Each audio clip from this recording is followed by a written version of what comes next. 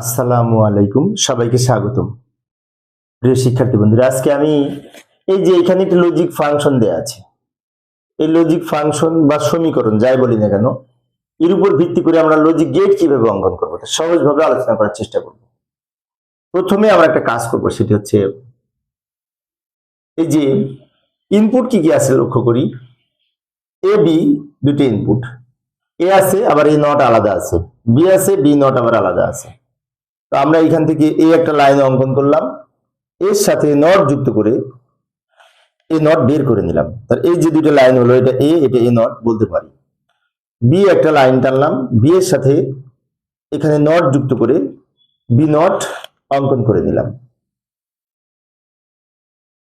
এবার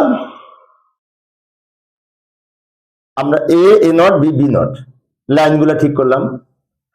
এরপরে আমরা কি করব, এইটার এটা যোগ করব, যোগ করে তার উপরে নট দিব। এ এ নট হচ্ছে এই লাইনটা, বি নট হচ্ছে এই লাইনটা। তাহলে এ নট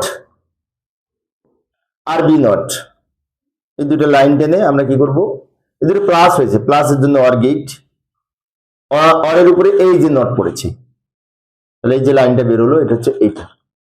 ভালো করে লক্ষ্য করি, আমরা বুঝিয়ে দিচ্ছি।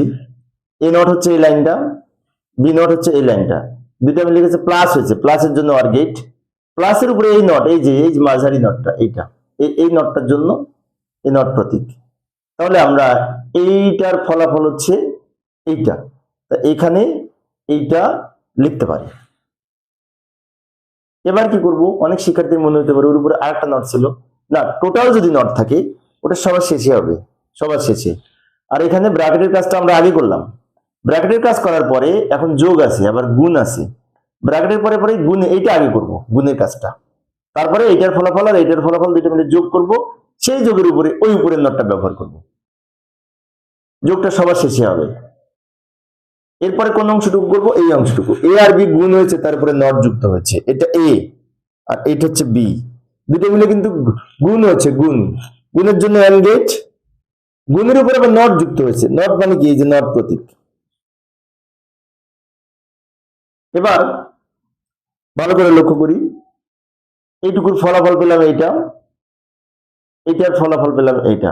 এখন এই দুটো কি হয়েছে, যোগ হয়েছে না, এই দুইটা মিলে আমরা একটি অর গেট অঙ্কন করব যোগের জন্য, সে যোগের উপরে নট ব্যবহার করব, তাহলে নর গেট হবে, অর থেকে নর।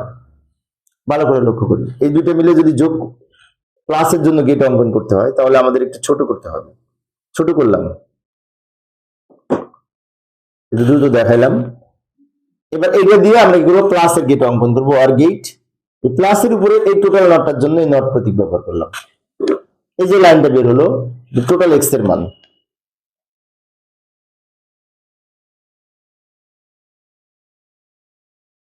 প্রিয় শিক্ষার্থী বন্ধুরা, এই ছিল আজকের আলোচনা। পরের ক্লাসটি দেখার আমন্ত্রণ রইল। খোদা হাফেজ।